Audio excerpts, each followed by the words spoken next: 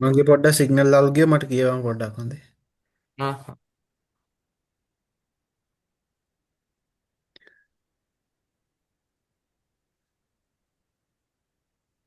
What the hell? Screen එක පේනවනේ මගේ. nothing. සිරා. දැන් හරියනේ. හරි. හරි. නයිස්. මම මේකේ මේ අවශ්‍යම කරුණු ටික අයිස් විතරක් කියාගෙන යන්නම්. හරිද? නැත්තම් මේකේ ස්ලයිඩ් ගොඩක් තියෙනවනේ. ඔක්කොම කියන්න ගියොත් කේස්නේ. මේ අවශ්‍ය දේවල් ටික අවශ්‍ය දේවල් ඕකේ ටික දැන් ඔව්. ඕකේ මචං දැන් ඔක්කොම ටික වැඩක් නෑ නේද? ඔව් ඔක්කොම වැඩක් නැහැ මේ මෙයාගේ තියෙන්නේ බං. අර එකම විස්තරේ ඉන් ඩීටේල් කතා කරලා තියෙනවා ස්ලයිඩ් 4 5ක. හරිද? ඒකයි අර මේ ආ ස්ලයිඩ් ගන්න වැඩි වෙලා තියෙන අපිට කන්සෙප්ට් එක විතරක් දැනගත්තම ඇති උත්තර ලියන්න. මෙයා හරි ඉතින් ලෙක්චර් එක කරනකොට හරි අර ෆුල් තියරි ආ නෝට් එකක් වගේ තමයි දීලා තියෙන්නේ. අර සාරාංශ කරලා දැන් මලින්ත සර්ලා එහෙම අපිට දෙද්දි සාරාංශ ආ කරලා ඕන ටික විතරයිනේ දෙන්නේ. මේ අර ඕන ටිකයි අර වැඩිපුර අර දැනුමේ නැහැ එහෙම දීලා තියෙන්නේ. හරි. ඒක නිසා මම මේ මං කප ඔව් කියවල දෙපාරක් විතර කියවලා මේ ඕන ටික සිලෙක්ට් කරගත්ත ඒ ටික කරන් යන්. ආ ඒ ටිකෙන් ඔක්කොම කවර් වෙනවා. හරිද? හරිද ඉස්සෙල්ලම තියෙන ලර්නින් අවුට්කම්. හරිද? ලර්නින් අවුට්කම් වල තියෙන්නේ බිග් ඩේටා කියන ඕකේ එක. ඕකේ හරි මචං. හරිනේ. මම ඇහෙනවනේ. හරි. ඔව් එහෙනම්. හරි මේ ඉස්සෙල්ලම තියෙන ලර්නින් අවුට්කම්ස්. හරිද? එකක් තමයි define the concept of big data and business opportunities and explain the different data mining algorithm and business application. හරිද? මේ big data සහ big data and data mining කියන එකේ තියෙන්නේ ඉස්සෙල්ලම අපි big data explain කරනවා. හරිද? big data explain කරලා ඒවා use වෙන තැන් ගැන කතා කරනවා. ඊට පස්සේ big data වල තියෙනවා characteristic තුනක් තියෙනවා. අපි ඒ ටික ගැන කතා කරනවා.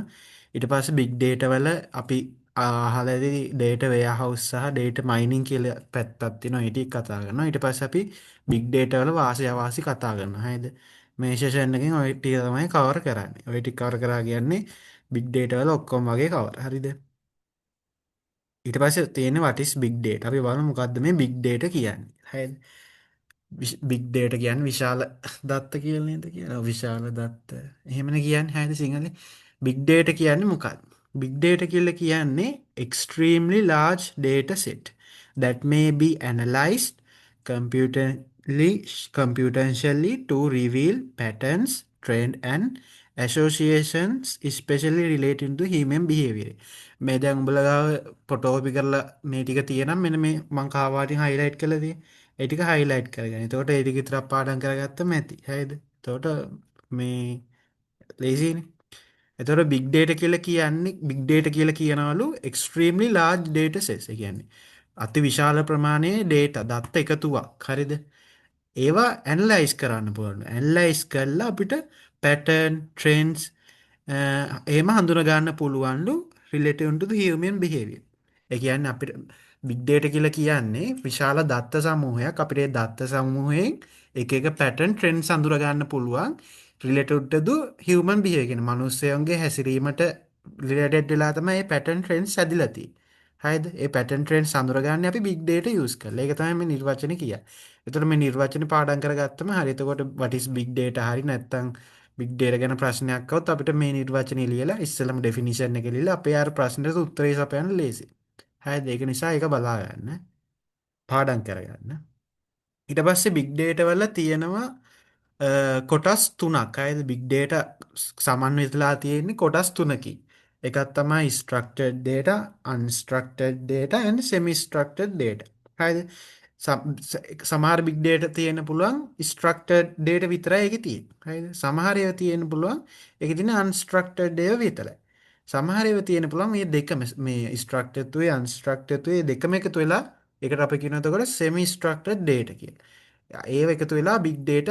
වශයෙන් තියෙන්න්න පුළුව බිග්ඩේටවල දැ බිග්ඩේට බිග්ඩේට කිවට න්න බිග්ඩේට කියනට උදාහන්න මහරි අයිඩියගත්තියන්න පැහැද බිග්ඩේට කියල කියන්නේ මොනාල් හැද සෝෂල් මීඩිය පෝස් මෙතින එක්සාම්පල් බිග්ඩේට කියල සෝෂල් මීඩිය පෝස්ට කස්ටම ට්‍රන්සක්ෂන් රෙකෝඩ් කියන්නේ කස්ටමර් පාරිභෝගික මොකක් හරි ගනුදෙනුවක් කරද්දී ඒවයි සටහන් ඊට පස්සේ sensor data from smart device ඔය එක එක අපි ස්මාර්ට් වොච් එකෙන් අර ස්මාර්ට් වොච් වල තියෙනනේ heart beat එක බලන මේ එක ඇප් එක ඒකිනුත් ලැබෙන්නේ big data එකක් වගේ data එකක් නේ හරිද big data ගන්න මේ data එකක් ලැබෙන්නේ අන්න ඒ වගේ sensors වලින් ලැබෙන data ඊට පස්සේ financial data ඒ කියන්නේ මේ අවුරුද්දේ මොනවද විකුණුම් පිරියය ඒවත් data නේ ඔක්කොම data හරිද medical records ඔන්න ඕවා තමයි big data වලට උදාහරණ මේ දැන් financial data කියලා ගත්තම කියන්නේ මොනවාද ගොඩක් තියෙනවනේ විකුණුම් පිරිපැද තියෙනවා වියදම් තියෙනවා ඔය ඔක්කොම එකතු වෙලා ලොකු දත්ත ප්‍රමාණයක් තියෙන්නේ.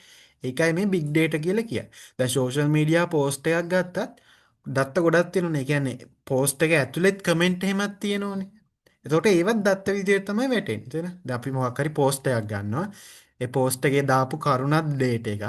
ඊට පස්සේ like කරපු එකත් data එකක්. ඊට පස්සේ comment කරන ඒවත් data. මේ ඔක්කොම එකතු වෙලා තමයි මේ big data කියලා හැදෙන්නේ. අර කිව්වේ large set of data කියලා. ඒ දත්ත සමූහය එකතුව තමයි big data කියලා කියන්නේ. හරිද?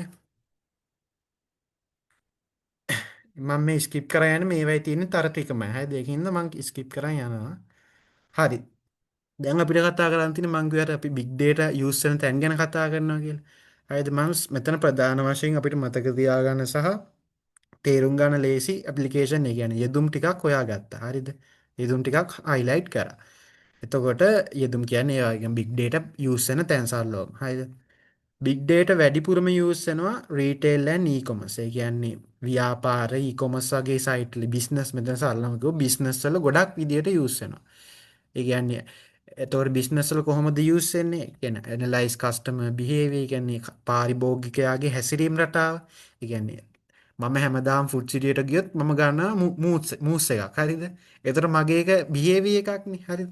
එතකොට එයාලා ඒක ට්‍රැක් කරනවා. තේරෙනවද? අර ඒ වගේ කස්ටමර් බිහේවියර් අඳුර ගන්න පුළුවන් big data use කරලා එහෙම එහෙම තමයි බිස්නස් වල මේ big data use වෙන්නේ. ඊට පස්සේ ෆයිනෑන්ස් ෆීල්ඩ් එකේ කියන්නේ මූල්‍යමය පැත්තේ අපිට වංචා හඳුර ගන්න ඊට පස්සේ මොනවා හරි අනාගත මොනවාද අවදානම් තියෙන කියනවා අනාගතේ නිකන් ලොස් එකක් වගේ එන්න පුළුවන් නේද? ඒ කියන්නේ ගිය අවුරුද්දෙත් මේ අපේ ඩේටා වගේක් තියෙනවා ගිය අවුරුද්දේ මේ අපේ ෆයිනෑන්ෂල් පර්ෆෝමන්ස් එක. හරිද?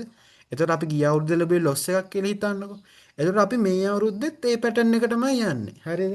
එතකොට මේ අපිට හිතෙනවා මේ අවුරුද්දෙත් ෆයිනෑන්ෂල් ලොස් එකක්ද දන්නේ නැහැ එන්නේ කියලා අර අපිට ඒ විදිහට ඩිසයිඩ් කරන්න පුළුවන් අර පැටර්න් එහෙම අඳුරගෙන big data use කරලා. ඊට පස්සේ transportation and logistics ඒව ඉතින් optimize route කරන්න ඊට පස්සේ improving efficiency ඒ ටික ඊට පස්සේ marketing වලටත් අර විදිහටම තමයි කියන්නේ customer behavior එක අඳුනගෙන එයාලට ගැළපෙන product එක දෙන්න පුළුවන්. ඒ කියන්නේ මම මොකක් හරි අලි එක්ස්ප්‍රස් එකට ගිහිල්ලා මම ගන්නවා මොකක් හරි පොතක්. හරිද? මම පොත් වලට ඉන්ට්‍රෙස්ට් ඉඳලා මම පොත් ගන්න. එතන අලි එක්ස්ප්‍රස් එකේ අඳුර ගන්නවා මම පොත් ගන්න තමයි කැමති. එහෙනම් මෙයාට තව පොත් පෙන්වන්න ඕනේ කියලා. හරිද? එතකොට අපිට තව පොත් පෙන්වනවා. ඊට පස්සේ අපි මෙන්න තව පොතක් තියෙනවා මේක හොඳයිද කියලා අපි ඒකත් බයි කරනවා. හරි. ඒ වගේ අර පාරිභෝගික හැසිරීම අඳුන ගන්න මේ big data කියන එක උදව් වෙනවා. ඊට පස්සේ education වල හරිද? ඒ කියන්නේ education එකේ අපි උදාහරණයක් විදිහට ගත්තොත් අපි බලනවා මේ ළමයා ගිය අවුරුද්ද ගණන් වලට මෙච්චරක් කරා. මේ අවුරුද්ද කීයක් වගේ ගණීද? අර එහෙම එහෙම කියන්නේ. මං උදාහරණයක් කිව්වේ පොඩි උදාහරණයක්. හරිද? කියන්නේ ගිය අවුරුද්දේ එයා perform කරපු විදියයි මේ අවුරුද්දේ perform කරන විදියයි බලලා මෙයා මේ අවුරුද්දේ මේ වගේ result එකක් ගනී කියලා predict කරන්න පුළුවන්. හරිද? එතකොට ඒව තමයි big data use වෙන පැති. මේ තියෙන්නේ අපි මේ data දැන් දත්ත ගැන කතා කරන්නේ. දත්ත අපිට මනින්න පුළුවන් ඉදි මේ ටික දාන්නවනේ ඉතින් බිටු 8ක් ඒ කියන්නේ දත්ත මනින්න පුළුවන් ඉදි. 1 bit එකක් තියෙනවනේ ඉස්ස බිට් එකෙන් පටන් ගන්න බිට් 8ක් බයිට් එකයි බයිට් 1024ක් කිලෝබයිට් එකයි කිලෝබයිට් 1024ක් මෙගාබයිට් එකයි එහෙම එහෙම තියෙනවා හරිද දැන් මේ තියෙන්නේ bite kilobyte megabyte gigabyte terabyte දැන් ටෙරාබයිට් යනකම් අපි දාන්නවා හරිද පෙටාබයිටුත් තියෙනවා එක්සාබයිටුත් තියෙනවා සෙටාබයිට් යොටාබයිට් බ්‍රොන්ටෝබයිට් ජියෝබයිට් කියලා හැම ගොඩක් තියෙනවා හරිද මෙන්න මෙතෙන්ට වගේ එනකම් අපි දන්නවනේ ටෙරාබයිට් කියන එක ගැන දන්නවනේ අපි. ඊට පස්සේ පෙටාබයිට් කියලා තියෙනවා එක්සාබයිට් කියලා තියෙනවා. වැඩිපුරම දැන් යූස් වෙන්නේ මෙන්න මේ පෙටාබයිට් එක්සාබයිට් වෙනකන් දැන්ට යූස් වෙනවා. හරිද? මීටත් එහා යූස් වෙනවා. නට වැඩිපුරම ප්‍රායෝගිකව යූස් වෙන්නේ මේ එක්සාබයිට් වෙනකන් ප්‍රායෝගිකව දැන්ට ලෝකේ යූස් වෙනවා. හරිද? මේ තියෙන්නේ එක දවසකට ජෙනරේට් කරන data ප්‍රමාණයක එක තැන්වල හරිද? හරි. දැන් අපි හැම වෙලේම කතා කරනවා big data අර මේවා ඇප්ලිකේෂන් වල යූස් කරනවා කියනවා. ඉතින් big data කොහොමද ඇති වෙන්නේ? කියන්නේ දත්තයක් ඇති වෙන්නේ කොහොමද? කියන්නේ දත්තයක් මේ එකපාර උඩින් පහත් වෙන්නේ නැහනේ. හරිද? දත්තයක් එකපාර උඩින් පහත් වෙන්නේ නැහනේ. ඒක එන්න තැනක් තියෙන්නේ පහේ. හරිද? එතකොට කවුද මේ data generate කරන්නේ? කියන්නේ data නිපදවන්නේ කවුද? හරිද? දැන් එක්කෙනෙක් තමයි එක පාර්ශවයක් තමයි humans ලා මිනිස්සු. හරිද? ඒ කොහොමද? සෝෂල් මීඩියා පෝස්ට් දානවා. හරිද? දැන් අපි මේ කතා කරන වෙලාවේ සෝෂල් මීඩියා එකට පෝස්ට් කරනවා දහස් ගණක් වැටෙනවනේ. ඉතින් ඒවත් දත්ත. ඒ ඔක්කොම දත්ත. හරිද? ඒ ඔක්කොම දත්ත. ඒවයින් මේ මිනිස්සුන්ගේ මොනවාද ආකල්ප විදාපානවා දේශපාලනක මොනවාද මතවාද පළ කරනවා පෝස්ට් එකද. එතකොට ඒව දත්තනේ. හරිද? ඒ දත්ත. එතකොට humans ලා තමයි එක පාර්ශවයක් මේ big data generate කරන්නේ. ඊට පස්සේ machine. මැෂින් කිව්වම අර මං කිව්වේ sensors තියෙන IoT device. ඔය IoT device තමයි ගොඩක්ම data මේ කරන්නේ. ඒ කියන්නේ මොකක් හරි දැන් අර ගෙදර එලා මොන වැස්ස නිසා පොඩි අවුලක්. පොඩ්ඩක් කේස් ගියා. දැන් ඇහෙනවනේ නේ? anyone? ඔව් දැන් එනවා. එල එල එල. එහෙනම් එල. හරිද? ඊට පස්සේ දෙවෙනි පාර්ශවය තමයි මැෂින්. හරිද? මැෂින් කියන්නේ ඔය IoT device වල තියෙන sensors. අපි දන්න ඕනේ ඒ ගෙවල් වල IoT device use කරනවා. මේම තියෙනවනේ. හරිද? එයාලා sensors වලින් එක data අරගෙන process කරලා output දෙනවා. එතකොට ඒ ගන්න data big data වල තමයි ආйти. ඊට පස්සේ machine to machine communicate කරනවා. එක තියෙනවනේ. හරිද? ඊට පස්සේ තමයි organization. මචං organ මේ ඔව් excuse me yes. මේ මචං අපිට humans එක පොඩ්ඩක් කියන්න පුළුවන්ද? හරි. දැන් අපි බිග් ඩේට හදන කට්ටිය ගැන කතා කරන්නේ ජෙනරේට් කරන කට්ටිය ගැන්නේ බිග් ඩේට මේක පාර අහසින් ඔලු පොළොවට පාත් වෙන්නේ නැහනේ. ඒවා හදන්න හරි නැත්නම් ඒවා ජෙනරේට් වෙන්න හරි ක්‍රමයක් තියෙන්න ඕනේ. හරිද? එතකොට අපි පාර්ශව තුන් දෙනෙක් නිකන් තුන්ට වඩා ඉන්නවා. අපි ප්‍රධාන වශයෙන් අපිට තුනක් අඳුර ගන්න පුළුවන්. හරිද? එක කැටගරි එකක් තමයි humans ලා මිනිස්සු. හරිද? මිනිස්සු කොහොමද දත්ත නිපදවන්නේ? සෝෂල් මීඩියා මගින්. හරිද? එක ක්‍රමයක් තමයි සෝෂල් මීඩියා වල. දැන් අපි දැන් මේ කතා කරන වෙලාවේ මිනිස්සු දහස් ගාණක් පෝස්ට් දානවනේ. එතකොට ඒව දත්ත විදියට තමයි වැටෙන්නේ. ඒ කියන්නේ පෝස්ට් වලින් මිනිස්සු යාළගේ ආකල්ප දේශපාලනික මතවාද එහෙමනේ දාන්නේ. කියන්නේ උදාහරණයක් විදියට. හරිද? එතකොට එයාලගේ ඒක හැසිරීමේ විදියන්නේ. එතකොට ඒක දත්තයක් විදියට තමයි අපි ගන්න. හියුමන්ස්ලා සෝෂල් මීඩියා එකේ දාන පෝස්ට් ඊට පස්සේ ඔන්ලයින් අපි ඊමේල් යවනවා දාන මැසේජ් එක පවා දත්තයක්. හරිද? WhatsApp එකේ කාට හරි දාන මැසේජ් එක පවා දත්තයක්. හැමදේම දත්ත.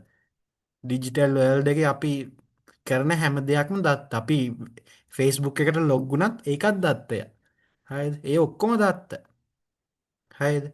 ඒක තමයි human. ඉස්සර මැෂින් අර මං කලින් කිව්වා වගේ sensors connect වෙලා IoT device තමයි මැෂින් වලට යන්නේ. ඊට පස්සේ organization. organization කියවම business organization තියෙනවා. ඊට පස්සේ government organization තියෙනවා. ඊට පස්සේ hospital තියෙනවා. මේ කට්ටියත් මේ විදිහටම data generate කරනවා. කියන්නේ business නම් ඒ කියන්නේ යාළගේ customers ලගේ database තියෙනවා. customer කෙනෙක් යාළගෙන් product එකක් ගත්ත මේ customer ගේ data ටික store කරගෙන ඒව දත්ත යන්නේ. ඊට පස්සේ government එකේ නම් එක ඒ කියන්නේ මේ කම්පැනි අපිට මෙච්චර ටැක්ස් ගෙවන්න ඕනේ. ඒකත් දත්තයක් නේ. හරිද? ඒ විදිහට තියෙනවා.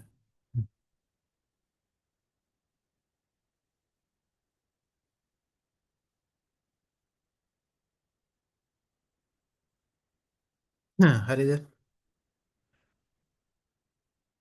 දැන් අපෙන් අහනවා ඇයි මේ why big data is possible? big data කියන්නේ විශාල දත්ත අති විශාල දත්ත ප්‍රමාණයක්. ඒක කොහොමද යථාර්ථයක් වුනේ කියන්නේ? මෙහෙම ඉස්සෙල් දැන් 1990 ගණන් වල මේ තාක්ෂණය තිබ්බේ නෑනේ. ඒ වුණාට 2020 දැන් වෙද්දි මේක යථාර්ථයක් බවට පත් වෙලා. ඇයි එහෙම වෙන්න හේතුව බලපෑ සාධක මොනවද කියලා තමයි මෙතන කතා කරන්නේ. එකක් තමයි ටෙක්නොලොජිකල් ඇඩ්වාන්ස්මන්ට් එක. එයන් තාක්ෂණය වෙච්ච දියුණුව.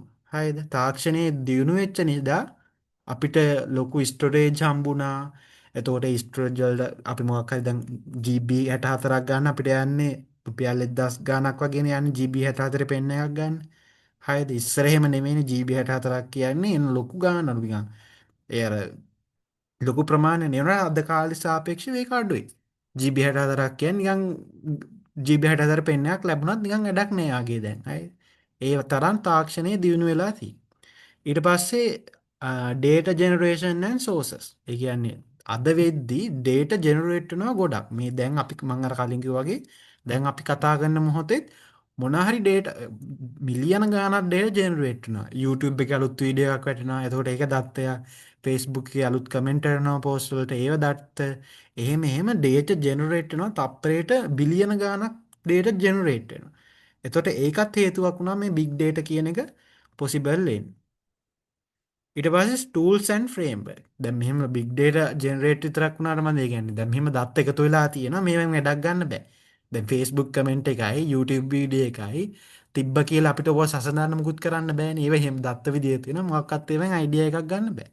හැබැයි ඒ වුණාට ඊට පස්සේ ආව tools and framework. tools and framework කියන්නේ මේ අර තියෙන දත්ත වලින් මොනවාද මේ දත්ත වලින් කියවෙන්නේ මොනවාද මේ දත්ත වලින් දෙන පැටර්න්ස් එහෙම අඳුරගන්න අපිට එක එක tools කියන්නේ නිකන් software වගේ හරිද tools and framework tools and framework කියන්නේ නිකන් softwares වගේ හරිද softwares වගේ තමයි අපි මෙතන කතා කරන්නේ එතකොට මේ tools වලින් අපිට පුළුවන් වුණා දැන් tools කියන්නේ මොකක් හරි අර අපි මොකක් හරි දෙයක් හරි ගස්සන්න නැත්නම් මොකක් හරි අරමුණක් ඉටු කරගන්න අපි use කරන දෙයක් නේ අපිට එනයක් ගහන්න ඕන අපි මිටි අරන් ගහනවනේ හරිද එතකොට ඒ වගේ tools and framework වලින් අපිට පුළුවන් වුණා අර විශාල ප්‍රමාණයේ දත්ත අරගෙන ඒවා process කරලා, ඒ කියන්නේ සකසලා අපිට ඕන විදිහට අපිට එක එක analyze pattern, ඒ කියන්නේ විදි, patterns, trends, ඒ කියන්නේ මොන වගේ තත්ත්වයක්ද තියෙන්නේ අනාගතේ කොහොම වෙයිද වගේ decision ගන්න මේ big tools and framework උපකාර වුණා. ඒකයි මේ big data කියන එක යථාර්ථයක් නැත්තම් possible උනේ අද වෙනකොට. හරිද? ඊට පස්සේ මෙන්න මේ තමයි important තැන. ඒ කියන්නේ why big data is important. හරිද? අපිට big data important කියලා ගන්න පුළුවන්. නැත්නම් big data වල තියෙන වාසි විදියටත් මේක ගන්න පුළුවන්. දැන් අපේ exam එකේ අහන්න පුළුවන් big data වල තියෙන pros and cons. හරිද? pros කියන්නේ වාසි සහ අවාසි ලියන්න කියලා. හරිද? එතකොට අපිට මේ important එකේ තියෙන කරුණු ටික එහෙමම ලියන්න පුළුවන්. නිකන් මේක මෙන්න මේ කරුණු ටික කරුණු හතර නිකන් මොන තැනකින් ඇහුවත් වාසි කොහෙන් ඇහුවත් මේ කරුණු හතර ලියලා අපිට මේ රෝල ගහන්න පුළුවන්. හරිද? ඒ කියන්නේ මේ කරුණු හතරෙන් ඔක්කොම අර අපේ වාසි ටික කවරනවා. අපි බලමු මොනවාද කියලා. හරිද? එකක් තමයි අර මම කියන දැන් අපි big data අරගෙන process කරලා අපි trends අඳුර ගන්නවා ඊට පස්සේ මොනවාද pattern අඳුර ගන්නවා කියලා. එතකොට ඒකෙන් අපිට නිවැරදි තීරණයක් ගන්න පුළුවන්. තේරුණාද? ඒ කියන්නේ improved decision making. අපේ ගන්න තීරණය වැඩි දියුණු කරන්න පුළුවන්. හරිද? improved decision making. ඊට පස්සේ ඵලදායීතාවය වැඩි කරනවා අපේ කම්පැනි එකේ හරි increased efficiency. හරිද? එතකොට මේවා හැම highlight කරගන්න මේ පාඩම් කරගන්න ඒවන. හරි? increased efficiency ඊට පස්සේ new product and service development. දැන් අපිට කස්ටමර් කියන්නේ පාරිභෝගික හැසිරීම තේරෙනවනේ. එතකොට අපිට ඒවා process කරලා බැලුවම තේරෙනවා කස්ටමර්ස්ලා කැමති අලුත් ප්‍රොඩක්ට් එකකට. හරිද? එතකොට අපිට අන්නේ ප්‍රොඩක්ට් එක හදන්න මේ big data important වෙනවනේ. හරිද? වැදගත් වෙනවනේ. කියන්නේ කස්ටමර්ස්ලා කැමති මොන හරි දැන් වහින කාලේ. එතකොට වහින කාලේ කස්ටමර්ස්ලා කැමති මොන හරි රස්නෙට තියෙනම් හොඳයි. එතකොට අපේ කම්පැනි එකෙන් මොන හරි රස්නේ බීම් එකක් හරි මම උදාහරණයක් කියන්නේ හරිද? රස්නේට තේ එකක් හරි මොකක් හරි අර ඒ වගේ. තේරෙනවද? උදාහරණයක් කියන්නේ රස්නෙට තේ එකක් වගේ ප්‍රොඩක්ට් එකක් අපි මාකට් එකට රිලීස් කරනවා. එතකොට ඒකේ සෙල් එක වැඩි වෙනවනේ. අර ඒ වගේ නිව් ප්‍රොඩක්ට් එකක් හරි නැත්නම් සර්විස් එකක් හරි අපිට ඩෙවලොප් කරන්න උදව් වෙනවා. ඊට පස්සේ enhance customer experience. හරිද? පාරිභෝගිකයාගේ තෘප්තිය හෙළවනම්වන්න big data අපිට important වෙනවා උදව් වෙනවා. වාසියක් විදිහට ඒක ගන්න පුළුවන් කස්ටමර්ගේ එක්ස්පීරියන්ස් එක තෘප්තිමත් කරන්න බෑ. අපි කස්ටමර් ගැන හොඳටම දන්නවනම් අපිට එයාට ඕනම දේවල් විතරක් දෙන්න පුළුවන්නේ. එතකොට එයාගේ තෘප්තිය ඉහළ නැගෙනවා. හරිද? ඒක තමයි උතන කියන්නේ. හරි මෙතෙන්ට එනකන් කියපු ටික තේරුණා දවුලක් නැද්ද? කේස් එකක් තියෙද? අවුලක් නැහැ මම තේරෙනවා. හරි හරි. හරි. ඊළඟට තියෙන්නේ characteristic of big data. හරිද? මෙන්න මේක එනම් වැදගත්. මේ පාරත් අනිවාර්යෙන් මේකෙන් ප්‍රශ්නයක් එනවා. හරි? මේ එදා මේක කරපු දවසේ පොර කිව්ව මේකෙන් ප්‍රශ්නයක් දානවා කියලා. ඒකින්ද එන්න තියෙන සම්භාවිතාව වැඩි. හරිද? characteristic of big data. හරිද? big data වල තියෙන ලක්ෂණ අනුලක්ෂණ characteristic කියන අනුලක්ෂණය. හරිද? big data වල තියෙන ප්‍රධාන ලක්ෂණ. හරිද? එක ලක්ෂණයක් තමයි අපි දැන් කතා කරන්නේ big data වල තියෙන මොනවාද ප්‍රධාන ලක්ෂණ. හරිද? එක ලක්ෂණයක් තමයි volume. දෙවෙනි ලක්ෂණය තමයි velocity. තුන්වෙනි ලක්ෂණය තමයි variety. හරිද? දැන් ප්‍රධාන ලක්ෂණයක් තමයි එක තමයි volume. මොකද්ද මේ volume කියන්නේ? සරලවම කිව්වොත් volume කියන්නේ ප්‍රමාණයනේ. ඒ කියන්නේ volume. එතකොට big data වල ප්‍රමාණය තමයි මේ volume කියන එකෙන් අදහස් වෙන්නේ. මේ තියෙන size of the data. මේ volume කියන characteristic එකකින් අපිට අදහස් දෙන්නේ size of the data. හරිද? ඊට පස්සේ velocity කියන්නේ මොකද්ද? velocity එකකින් අදහස් වෙන්නේ මොකද්ද? speed at which data is generated. ඒ කියන්නේ data දත්ත generate වෙන වේගය. හරිද? ඒ කියන්නේ දැන් මේ තප්පරේ කොච්චරක් කමෙන්ට් වැටෙනවද නැත්නම් කොච්චරක් පෝස්ට් වැටෙනවද? ඒ වේගය. හරිද? ඒ කියන්නේ තප්පර 10ක් ඇතුළත කොච්චර පෝස්ට් වැටුණාද? හරිද? ඒ කියන්නේ පෝස්ට් කියන්නේ දත්තනේ. තප්පර 10ක් තියෙනවා. තප්පර 10 ඇතුළේ පෝස්ට් කීයක් වැටුණාද? එතකොට ඒ දත්ත තප්පර 10ක් ඇතුළේ ඒ දත්ත ජෙනරේට් වෙන කොච්චර වෙලාවක් ගියාද කියන එක තමයි මේ වෙලොසිටි එකෙන් අදහස් වෙන්නේ. ඊට පස්සේ වෙරයිටි එක. වෙරයිටි එකෙන් කියන්නේ මේ දත්තවල තියෙන different format and types. අපිට types ගැන කතා කරලා මම මුලින්ම කතා කරේ මොනවද? structured දේව තියෙනවා, unstructured දේව තියෙනවා, semi structured දේව තියෙනවා. අන්න ඒක තමයි මෙතනින් මේ වෙරයිටි කියන එකෙන් අදහස් කරන්නේ. හරිද? මේ ටික මේ මම highlight කරලා තියෙන එක ෆොටෝකෝපි කරන් තියෙනවා. මේවා highlight කරලා ඒ ටික බලාගත්තම ඇති. එතකොට ප්‍රශ්නයක් ආවම මම උත්තර ලියන්න පුළුවන්. හරිද? ගලපලා. මේ තියෙන්නේ මෙන්න මේ රූප සටහන එක හොඳට පැහැදිලි. හරිද? අපි වොලියුම් කියමු මොනවද? size of the data. එතකොට අපි data වල size එක කොහොමද වන්නේ? කිලෝබයිට්, මෙගාබයිට්, ගිගාබයිට්, ටෙරාබයිට්, පෙටාබයිට් එහෙමනේ අපි මනින්නේ. ඒක තමයි data volume ඒ volume කියන characteristic එකෙන් පෙන්න. ඊට පස්සේ අපි කතා කරා මොකද්ද? velocity. velocity කියන්නේ මොකද්ද?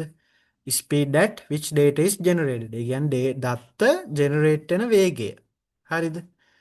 Real time. ඒ කියන්නේ මේ මොහොතේ තියෙන්නේ රියල් ටයිම් කියලා. ඒ කියන්නේ අපි කාඩ් එකක් දාලා ATM එකට කාඩ් එකක් දාලා සල්ලි ගත්තම ඒ වෙලෙන් බැංකුවෙන් සල්ලි කැපෙනවනේ. ඒක රියල් ටයිම්නේ. හරිද? ඒ කියන්නේ දත්තය ජෙනරේට් ඒ කියන්නේ දත්තේ කියන්නේ අපි බැංකුවෙන් සල්ලි අඩු වෙන ප්‍රමාණය කියන එකත් දත්තයන්නේ. ඒතකොට ඒ දත්තේ ටග් ගාලා කියන්නේ ෂණිකෙන් වෙනවනේ. හරිද? ඒක තමයි මෙතන මේ රියල් ටයිම් කියලා කියන්නේ. ඊට පස්සේ නියර් රියල් ටයිම්. ඒ කියන්නේ රියල් ටයිම් එකට වඩා පොඩ්ඩක් අඩුයි. ඊට පස්සේ පීරියොඩික් කියන්නේ කාණ්ඩ නෙමෙයි. මට මතක නෑ ඒක තියෙන සිග්නල් නම් පීරියඩික් කියන්නේ නිකන් අර පැය 3න් 3 වගේ. හරිද? එහෙම. ඊට පස්සේ බැච් කියලා කියන්නේ කාණ්ඩෙන් කාණ්ඩේ බලන්න. හරිද? ඒ කියන්නේ අද දවසේ කාණ්ඩේ හෙට ඊයේ කාණ්ඩේ එහෙම එහෙම අරගෙන බලන එකට තමයි මේ වෙලොසිටි එකේ මේ අයිඩියා එකක් ගන්න පුළුවන්. මේ ටික බැලුවා මේ රූප සටහන් බැලුවා මේනවා අයිඩියා එක. හරිද? ඊට පස්සේ data variety කියන්නේ මේ තියෙන various type of data නෙමේ තියෙන්නේ. මෙතන structured data තියෙනවා. දැන් report කියන්නේ structured data. ඇයි report එකේ නිශ්චිත ආකෘතියක් තියෙනවනේ. අපි නිකන් ගමු නිකන් රිපෝට් එකක් ගමු මොකක් හරි අපේ මොනවාද ලකුණු රිපෝට් එකක් ගමුකෝ. ඒකේ අපේ නම තියෙනවා. අපි ලියපු විෂයන් තියෙනවා. ඒකට අදාළ ලකුණු තියෙනවා. එතකොට ඒ රිපෝට් එක ඕගනයිස් නේ කියන්නේ අර ලස්සන්ට හදලා කියන්නේ පිළිවෙලට හදලා තියෙනවනේ. එතකොට ඒක structured data එක. හරිද? වීඩියෝස් කියන්නේ unstructured දේවා. ඊට පස්සේ ඔඩියෝ කියන්නේත් unstructured දේවා. ඒවට නිශ්චිත හැඩ ඒ කියන්නේ නිශ්චිත පිළිවෙලක් නැහැනේ. හරිද? ඊට පස්සේ ෆොටෝ කියන්නෙත් එහෙමයි. ඩේටාබේස් කියන එක මොනවද? ස්ට්‍රක්චර්ඩ්. ඇයි ඒවා පිළිවෙලට තියෙනවනේ. නම තියෙනවා, පන්දිනේ තියෙනවා. එහෙම එහෙම තියෙනවා. හරි. ඒක තමයි අතන කියවෙන්නේ.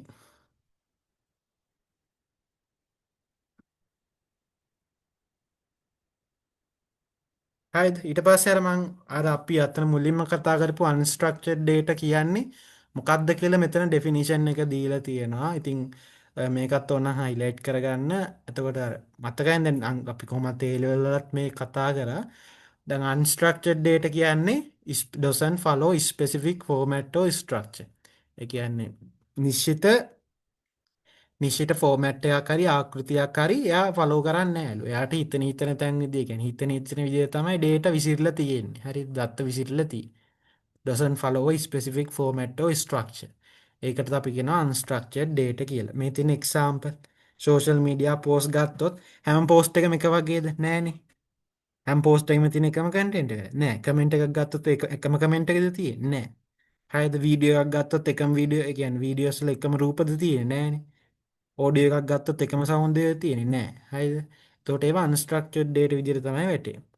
ඊට පස්සේ අපි කතා කරනවා semi structured data. ඒ කියන්නේ අර මං කිව්වේ unstructured දේවයි structured දේවයි දෙකම එකතු වෙලා හැදිලා තියෙන data තමයි semi structured data කියලා කියන්නේ. දැන් මෙතන නිර්වචනය තියෙන්නේ data that does not reside in a strict table format but still has some organizational properties. Again, some organizational properties again strict table format but still has some organizational properties. Organizational property කියන්නේ අනිශ්චිත ආකෘතියක් තියෙනවා කියලා තමයි මෙතන කියනව. හරිද? මේ නිර්වචනයෙන් කිය. ඊට පස්සේ උදාහරණ තමයි සෙමිස්ටක් ඩේටා වලට උදාහරණය තමයි ඊමේල් එක. දැන් අපිට කවුරු හරි ඊමේල් එකක් දැම්මම ඒ ඊමේල් එකේ සෙන්ඩ් කරපු කෙනාගේ තැන තියෙනවානේ සෙන්ඩර් ඉන්නවා ඊට පස්සේ රිසිපියන්ට් තියෙනවා ඊට පස්සේ ඒක ආපු වෙලාව ඊමේල් එක ආපු වෙලාව ඒවා එතන අර නිශ්චිත තැන තියෙනවනේ හරිද ඒ කියන්නේ සෙන්ඩර්ගේ තැන සෙන්ඩර්ගේ ඊමේල් එක තියෙනවා රිසිපියන්ට්ලගේ ඊමේල් තැන ඒ ඊමේල් ටික තියෙනවා ටයිම් ස්ටෑම්ප් එක ටයිම් තියෙන තැන එතන ඒ තැන තියෙනවා වෙන කොහෙවත් නැහැනේ ඊමේල් බොඩි එකේ නැත්තම් අර අපි ඊමේල් එකේ ලියන කොටසේ ටයිම් එක ගිහිල්ලා වැටෙන්නේ නැහැනේ. ඒක තියෙන තැන තියෙනවනේ. එතකොට ඒක ස්ට්‍රක්චර්ඩ්. හැබැයි ඊමේල් බොඩි එක ඒක අන්ස්ට්‍රක්චර්ඩ්. හරිද? ඒ බොඩි එකේ මීටින් එක තව විනාඩි 10කින් එන්නෙම අලුත් එකක් දාන්න. ඒතකොට එනවාද? ඊමේල් බොඩි එකේ තියෙන ටෙක්ස්ට් එකනේ. එතකොට ඒ ටෙක්ස්ට් එකේ බෝල්ඩ් කරපු ටෙක්ස්ට් තියෙන්න පුළුවන්, හයිලයිට් කරපු ටෙක්ස්ට් තියෙන්න පුළුවන්. එක විදියක නෑනේ. එතකොට ඒක අන්ස්ට්‍රක්චර්ඩ්. හරිද? ඒ වගේ තමයි. ඊට පස්සේ මේ sensor data from IoT device හරිද? මේ JSON form මේ JSON කියන්නේ unstructured data format එකක්. හරිද? JSON files කියලා තමයි අපි කියන්නේ මෙයාට. JSON කියන්නේ unstructured ඒවා structured data තියෙනවා unstructured data තියෙනවා. ඒවා generate වෙන්න ගොඩක්ම මේ IoT device වල තියෙන sensors වලින්. හරිද? structured data කියලා කියන්නේ සරලවම relational database වලට. අපි relational database ගැන කතා කරලා දිනවනේ. easily stored in relation database. පහසුවෙන්ම මොනවද සම්බන්ධක දත්ත සමුදායන්නේ කියන්නේ relational වලට. සම්බන්ධක දත්ත සමුදායන් වල පහසුවෙන්ම ගබඩා කළ හැකි දත්ත වලට තමයි අපි කියන්නේ structured data කියලා. හරිද?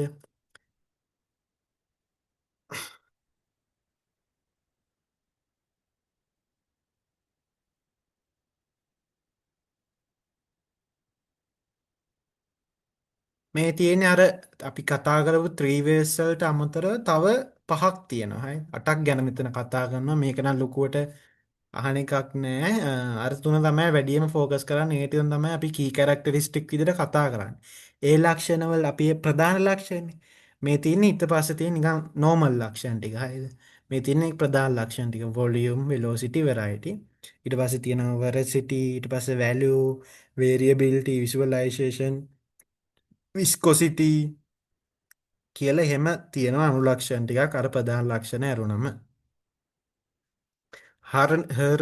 හර්නසිං බිග් ඩේට හරිද ඒ කියන්නේ බිග් ඩේට භාවිත වෙන විදිය. ඒ කියන්නේ බිග් ඩේට කොහොමද අපි යූස් කරන්න නිසා බිග් ඩේට කොහොමද අපි එකතු කරගන්නේ. කියන්නේ බිග් ඩේට අපි එකතු කරගන්න ඕනේ.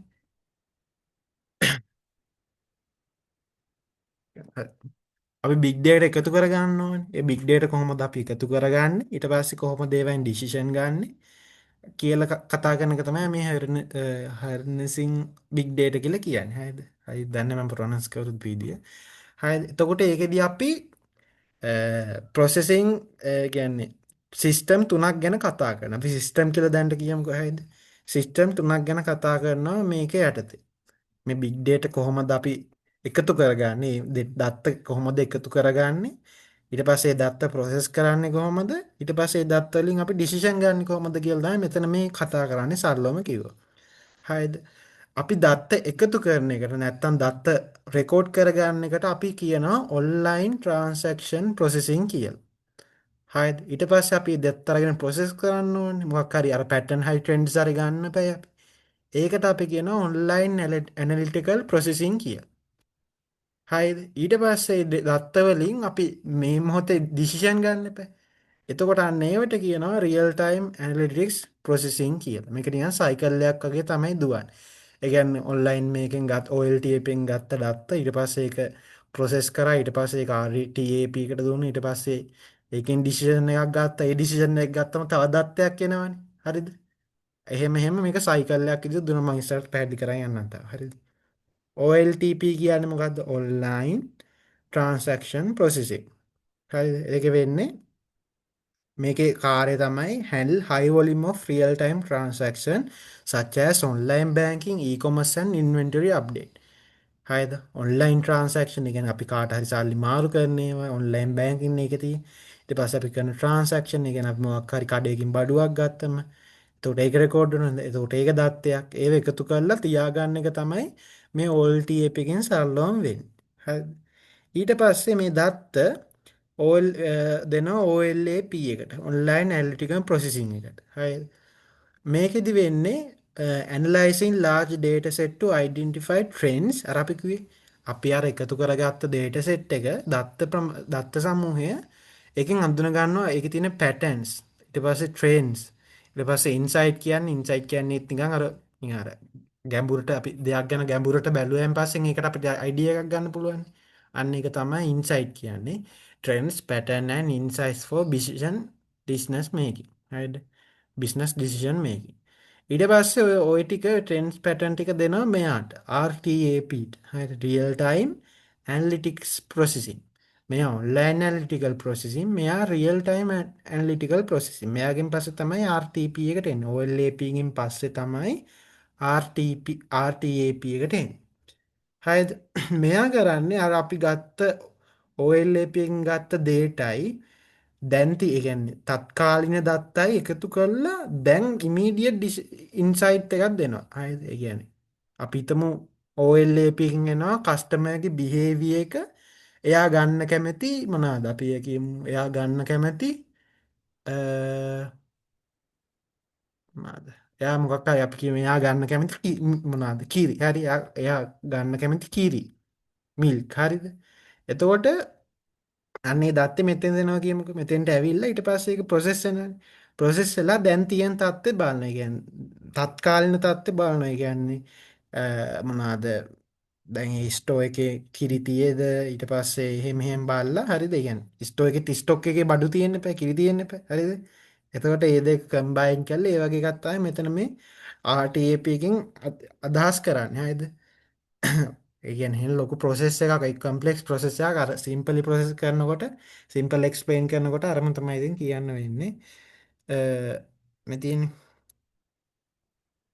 OLAP එකකින් වෙන දේම තමයි මෙතනත් එන්නේ හරිද ඇනලයිස් එකක් තමයි මෙතනත් එන්නේ ඒ වුණාට ඒකෙදී අර OLAP එකට වඩා මේ ප්‍රොසෙස් එකක් දෙනවා. ඒ කියන්නේ තත්කාලන දත්තත් අරගෙන ඒ කියන්නේ මේ මොහොතේ තියෙන දත්තත් අරගෙන ලොකු මේකක් දෙනවා. මේ personalized recommendation. ඒ කියන්නේ පොතක් ගත්ත මිනිස්සෙක් දැන් පොත ගත්ත නම් දැන් මේ පොත ගත්තේ. එතකොට මේ මොහොතේ තමයි දත්ත ජෙනරේට් උනේ. එතකොට ඒක සිස්ටම් එක දැනගන්න ඕනේ. මෙයා පොත්වලට කැමති කියලා සිස්ටම් එක දැන් දැනගන්නවා. දැන් දැනගෙන ඊළඟ තප්පරේ ඉඳන් පෙන්වන්න ඕන මෙයාට පොත්. හරිද? නැත්තම් මෙයා දැන් පොත ගන්නවා දවසකට විතර පස්සේ තමයි සිස්ටම් එක දන්න මෙයා පොත්වලට දැන් කැමති කියලා. ඒක දවසකට විතර පස්සේ පෙන්නලා වැඩක් නැහැ නේ මෙයාට පොත්. අර ගන්න වෙලාවම ටක් ගාලා අනිත් පැත්තට පෙන්නටයි මෙන්න මෙහෙම පොතුත් තියනවා කියලා.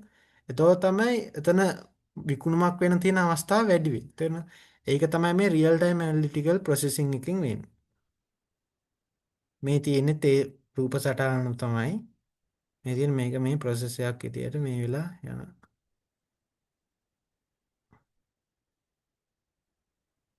මේ තියෙන්නේ මේ ඔන්ලයින් ට්‍රාන්සැක්ෂන් ප්‍රොසෙසින් කියන්නේ ඩේටාබේස් වල ඒ කියන්නේ මොනවද ඩේටා ස්ටෝර් කරන්නේ අර ජෙනරේට් වෙන ඩේටා ස්ටෝර් කරන්නේ ඩේටාබේස් වල.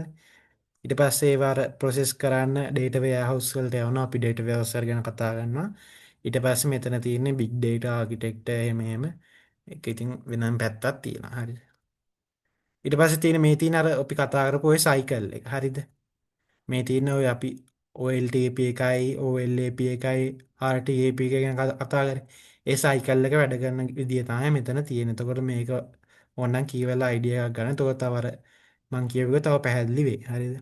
මේ තියෙන ඉස්සෙල්ලම data capture කරගන්න. data capture කරගන්න මොකෙන්ද? OLTP සිස්ටම් එකෙන්. ඊට පස්සේ ඒවා data transform කරන්න ඕනේ. ඒ කියන්නේ ගැළපෙන විදිහට දත්ත සකසන්න ඕනේ. හරිද? ඒව එක්ස්ට්‍රැක්ට් කරනවා OLTP එකෙන් OLAP එකට. හරිද? ඊට පස්සේ ඇනලිටිකල් ප්‍රොසෙසිං. ඊට පස්සේ OLAP එක බලනවා ඇනලයිස් කරලා ට්‍රෙන්ඩ්ස් එහෙම හදා ගන්න. ඊට පස්සේ ඒක දෙනවා RTAPට. හරිද? ඊට පස්සේ එයා රියල් ටයිම් දත්තත් බලලා ටක් ගාලා ඩිසිෂන් මේකින් දෙනවා. ඒ කියන්නේ ඒ වෙලේ ප්‍රතිචාර දක්වනවා ආපු දත්තත් එක්ක. ඒක තමයි RTAP එකෙන් එන්නේ. ඊට පස්සේ මේක ආයෙත් මුලින් ඉඳන් වැඩ කරනවා. මේ ඉටරේටිව් ඉම්ප්‍රූව්මන්ට් කියන්නේ මේ සයිකල් එක ආයෙ මුලට ගිහිල්ලා මේ ආයෙ දත්ත කැප්චර් කරනවා. ඒ කියන්නේ එහෙම එහෙම මේක සයිකල් එකක් විදිහට වැඩ කරනවා. මීටින් එක තව ටිකකින් එන්නේ මම ලින්ක් එක දාන්න. එතකොට ඒකෙන් ජොයින් වෙන්න. හරිද? ඊළඟ මීටින් එකෙන් කතා කරමු data warehousing and data mining ගැන. හරිද?